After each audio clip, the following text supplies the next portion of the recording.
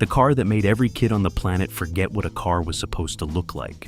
Dark, impossible, 23 feet of jet turbine Gothic menace rolling through Gotham City like something that escaped from a nightmare and decided to go for a drive. It was never supposed to exist outside of a comic book panel, and then Anton Furst built one anyway, and the world genuinely did not know what to do with it. This is the real story of what happened to the 1989 Batmobile after the cameras stopped rolling. Hi, my name is Johnny, and this is American Muscle, the film that reset everything. Before we talk about the car, we need to talk about what Batman 1989 actually was. Because if you didn't live through it, the cultural impact is almost impossible to explain to someone reading about it in retrospect. By the late 1980s, Batman as a character was still culturally synonymous with the 1966 Adam West television series. Colorful, campy, POW, and Wham in big yellow letters. That was Batman to a generation of parents. When Warner Brothers announced they were making a big-budget Batman film directed by Tim Burton, the backlash was immediate and loud. Michael Keaton as Bruce Wayne, the guy from Beetlejuice. People mailed letters to the studio. Actual physical letters. Tens of thousands of them. The internet didn't exist yet, so people put stamps on their outrage and mailed it in. What arrived in theaters on June 23, 1989, was something nobody was prepared for. Dark, expressionist, operatic. Gotham City looked like Fritz Lang had designed a theme park and then abandoned it. Jack Nicholson ate the scenery in the best possible way. And Michael Keaton, against every prediction, was genuinely threatening in a way no one expected. The film grossed $50 million in its opening weekend. That was a record. It finished with over $411 million worldwide on a $35 million budget. It didn't just succeed, it redefined what a superhero film could be and set the template that every studio spent the next decade trying to copy. And sitting in the middle of all of it, growling through the rain-slicked streets of Gotham, was a car that nobody had ever seen before, and nobody has fully been able to replicate since. Building the impossible, Anton Furst and the design. The Batmobile didn't start with a car, it started with a sketch. Anton Furst was Tim Burton's production designer on Batman, a British designer who had come up through film and theater, and who would go on to win the Academy Award for Best Art Direction for his work on this film. Furst's vision for Gotham was a city that had never known sunlight, a place where every building looked like it was trying to intimidate the street below it. And the car needed to belong to that world completely. Furst's design brief was simple in concept and nearly impossible in execution. The car had to look like something Bruce Wayne built himself, not ordered from a manufacturer, not modified from a production vehicle, built from scratch by a man with unlimited resources, a pathological need for control, and a very specific aesthetic problem to solve. The design Furst arrived at was 23 feet long. Let that sit for a second. 23 feet. For reference, a standard full-size American sedan of that era ran about 17 feet. The Batmobile was longer than a stretch limousine and lower than almost anything on four wheels that wasn't a racing prototype. The central body pod sat between two enormous tail fins that swept back like something off a 1950s concept car that had been left in a dark room to mutate. A simulated afterburner housing sat at the rear. Turbine air intakes ran along the flanks. The whole surface was finished in a black so deep, it looked like it was absorbing the light around it rather than reflecting it. The donor chassis was a 1965 Chevrolet Impala, two of them actually welded together end to end to achieve the length Furst design required. Yes, two Impalas. The frame was then extensively modified by the special effects team at Special Effects Unlimited, led by John Evans. The body was constructed from fiberglass over a tubular steel subframe, and the whole thing rode on a custom suspension setup that kept the roofline at an almost impossibly low 38 inches from the ground. The driver's compartment was so tight that Michael Keaton had to be inserted into the car and essentially couldn't move once he was in. He has described it as sitting inside a very expensive, very uncomfortable piece of luggage. Here is the number that matters. The production built 4 cars for filming, not 2, not 3, 4. Each one was purpose-built for a specific category of use, and understanding what each car was actually used for is essential to tracking where they ended up. Because the documentation on these 4 cars is messier than almost any other major movie vehicle in Hollywood history. And we'll get to why that matters in a few minutes. On set and on screen, what the cars actually did. 4 cars, here is how the production actually used them. The hero car was the one used for all close-up work, all interior cockpit sequences, all scenes where the camera needed to actually live with the vehicle at close range. This was the most finished car, the most detailed, the one that received the most attention in the final build. It was also the one Keaton actually sat in for anything requiring his face and the car in the same frame.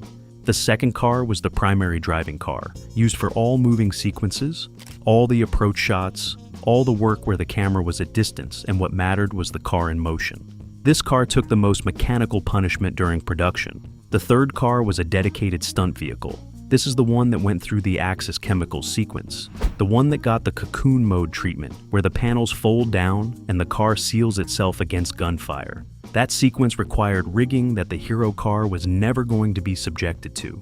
The fourth car was a remote-controlled scale model for specific sequences where putting a full-size vehicle in the shot was either impossible or impractical. 3 full-size cars, 1 remote-controlled version. And none of them were built to last forever, because that is never the intention. You build the car to make the film. The film is the product. The car is the tool. What happens to the tool afterward is an afterthought. And in 1989 at Warner Brothers, it was treated exactly that way. The Axis Chemicals sequence, by the way, is still one of the cleanest car action sequences of the 1980s. The Batmobile punching through the factory gate, the cocoon deployment, the grapnel anchor turn. That was all practical. No CGI. The car actually did those things. The cocoon sequence alone required weeks of rigging work, and it's over in about 11 seconds of screen time. That is the math of practical effects filmmaking, and it never stops being remarkable. After the cameras stopped, the cars leave the lot. When production wrapped in England in late 1988 and the film headed into post-production, Warner Brothers faced a decision about the cars that studios in that era consistently, almost reflexively, got wrong. They didn't destroy them. That much we can say, and it's worth saying because destruction was not an unusual outcome for movie vehicles in that period. Studios routinely scrapped working cars the moment a production closed. No ceremony, no second thought. If it wasn't generating revenue, it was overhead. So the fact that the Batmobile survived the wrap is, on some level, a minor miracle. But survival and preservation are 2 very different things. And what Warner Brothers did with the cars, in the immediate aftermath of the film's release, reflected exactly the kind of institutional thinking that has caused so many movie vehicles to quietly fall apart over the decades that followed. They treated the cars as marketing assets. Full stop. The idea that these vehicles might one day be considered historical artifacts worth protecting in a serious, deliberate way simply did not enter the conversation. Not in 1989. Not at a studio running the biggest entertainment property on the planet. And Batman was the biggest. The licensed merchandise campaign that Warner Brothers launched around the film was, for its era, genuinely unprecedented in scale. Batman was everywhere in the summer of 1989, and for years afterward. The logo on every surface you could print on. The Keaton suit on every Halloween costume rack from here to Tokyo. The Batmobile on every die-cast toy shelf, every lunchbox, every birthday cake topper in America. The franchise was a machine and it needed feeding constantly. The actual full-size cars became part of that feeding. Warner Brothers put them on promotional tours, shopping mall appearances, theme park installations. The cars were loaded onto flatbeds and shipped around the country to be photographed next to sweepstakes winners and positioned beside display cases full of licensed merchandise under fluorescent mall lighting. If you were a kid in the early 1990s in the right city on the right weekend, you may have actually stood next to one of these cars without knowing what you were looking at. I genuinely envy you that, even though the car deserved better than a Sears parking lot. Think about what that actually means from a preservation standpoint. These vehicles were designed and built for a controlled production environment. Climate-managed sound stages at Pinewood Studios. Careful handling by a trained crew who understood what the cars were and what they cost. professional transport with people who knew how to move them safely. And then, almost immediately after the film wrapped, they were sitting under shopping mall fluorescents next to a Batman logo balloon arch, accessible to thousands of people a day, with no dedicated custodian, no conservator, nobody whose actual job was to think about their long-term condition. The merchandise cycle ran for years. Batman Returns, in 1992, brought a redesigned vehicle for a different film with a different aesthetic. And the original 1989 cars were gradually rotated out of active promotional duty, not archived, not assessed, not handed to a museum or flagged for long-term storage, just rotated out, done with their marketing usefulness and released into whatever came next. And that is exactly where the trail splits, and where the story gets genuinely complicated. The hero car's journey, Six Flags, neglect, and rediscovery. The hero car has the most documented post-production history of the four, and even that documentation has enough gaps in it to frustrate anyone trying to trace a clean chain of custody.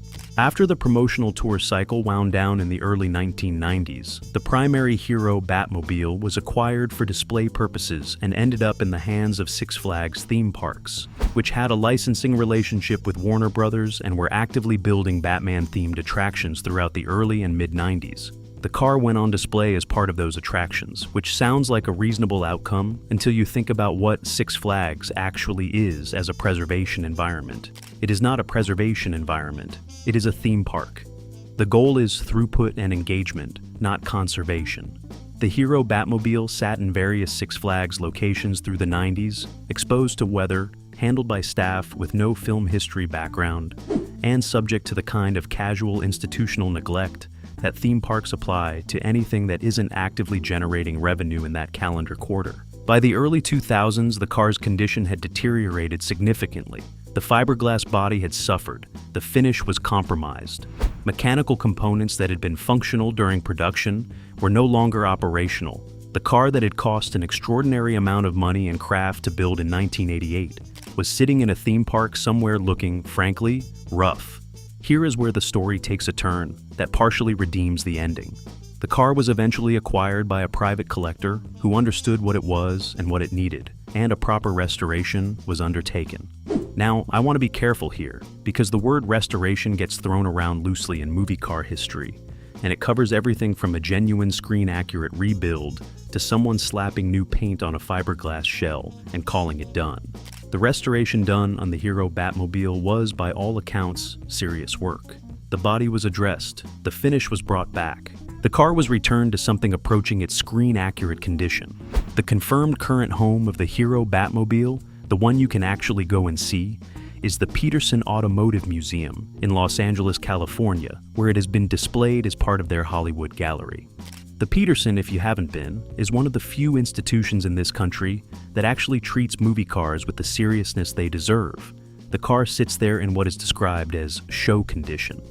23 feet of 1989 Gothic menace under proper museum lighting, which, if you ask me, is the only acceptable ending for a car that spent years getting rained on outside a roller coaster. Go see it. Genuinely, go see it. The other cars scattered, sold, and surfaced. The other three cars had less tidy stories, and in one case, no confirmed story at all. The primary driving car, the one that took the most mechanical punishment during production, changed hands multiple times in the years following the film. It has appeared at various collector car events, and was, at one point, privately owned and displayed at a custom car show circuit in the United States.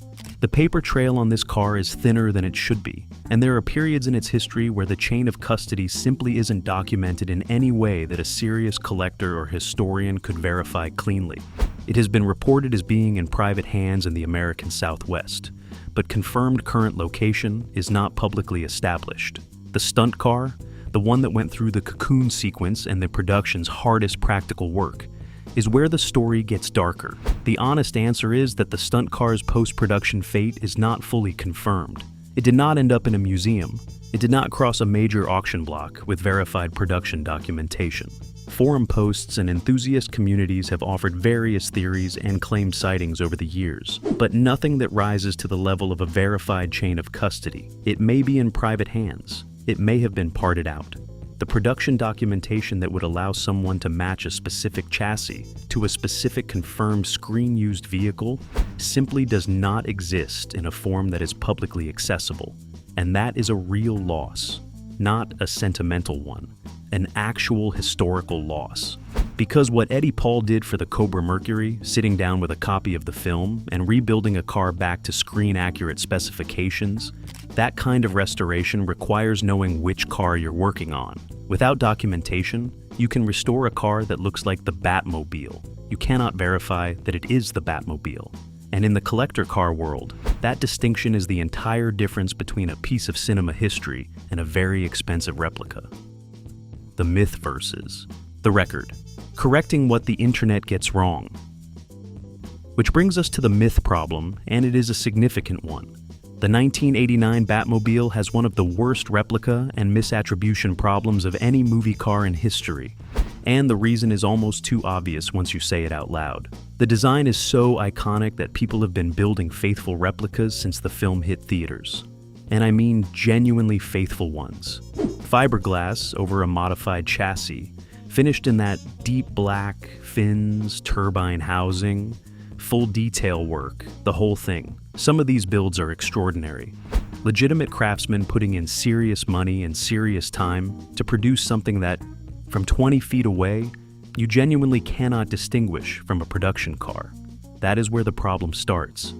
Several of these replicas have, over the years, been sold or traded in ways that implied, or in some cases directly claimed, screen-used provenance they absolutely did not have. There are cars sitting in private collections right now being described as production vehicles from the 1989 film that are not. Some of their owners know exactly what they have and are being dishonest about it. Others genuinely don't know because they bought the car in good faith from someone who told them a compelling story. And that story got repeated and passed along until it started to feel indistinguishable from actual documentation. That is how myths calcify into facts. Not through malice every time. Sometimes just through a story that nobody bothered to check. Verified, documentable, screen-used provenance from the 1989 production requires a traceable chain through production records, studio paperwork, and physical verification of the chassis construction against the specific build methods used by Special Effects Unlimited in 1988. That is a high bar. It is supposed to be a high bar. The Peterson car meets it. The status of the other three cars ranges from partially documented to genuinely unknown, depending on which one you're asking about. So here is the only advice that matters on this subject. If someone is ever trying to sell you a 1989 Batmobile and they lead with the story of where it's been, stop them. Ask for the paper trail, the actual documentation, because stories are free. Stories cost nothing.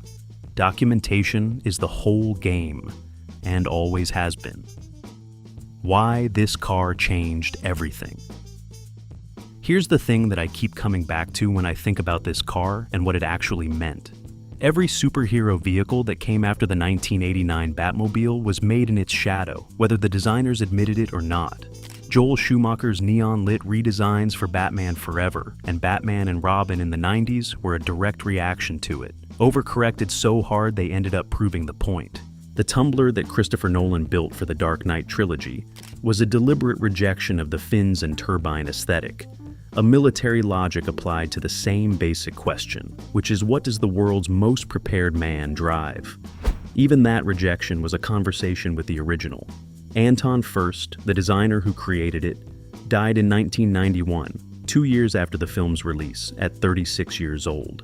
He never saw what his design became. He never saw it in a museum. He never saw 35 years of superhero cinema carrying the DNA of that sketch forward in every direction, including the directions that were trying to run away from it. That is one of the genuinely sad facts in the history of this car, and it deserves to be said plainly. What Furst built was not just a prop. It was an argument about what a vehicle could communicate before a single line of dialogue was spoken. The Batmobile doesn't need Bruce Wayne to explain himself. You see the car and you understand completely. A man with resources, with obsession, with a specific kind of darkness that he has decided to point outward. The car is the character. It always was, which is exactly what the best movie cars do, and exactly why this one has never fully left the culture it drove into in the summer of 1989. 4 cars built in England on welded Impala frames by a crew that had never done anything like it before. One sitting in the Peterson under proper museum lights where it belongs. One somewhere in private hands with a paper trail that thins out in places it shouldn't. One with a confirmed history that nobody has fully been able to nail down. And one that was there for the hardest sequences, took the most punishment, and then quietly disappeared into the same fog that swallows every movie car that nobody thought to protect in time. If this story hit different for you, drop a comment below. Tell me which version of the Batmobile you grew up with, because that answer will tell me everything about you. And if you want more deep dives exactly like this one, subscribe to American Muscle. We go where the cars go, and we follow them all the way to the end of the road, wherever that turns out to be. I'm Johnny. We'll see you in the next lane.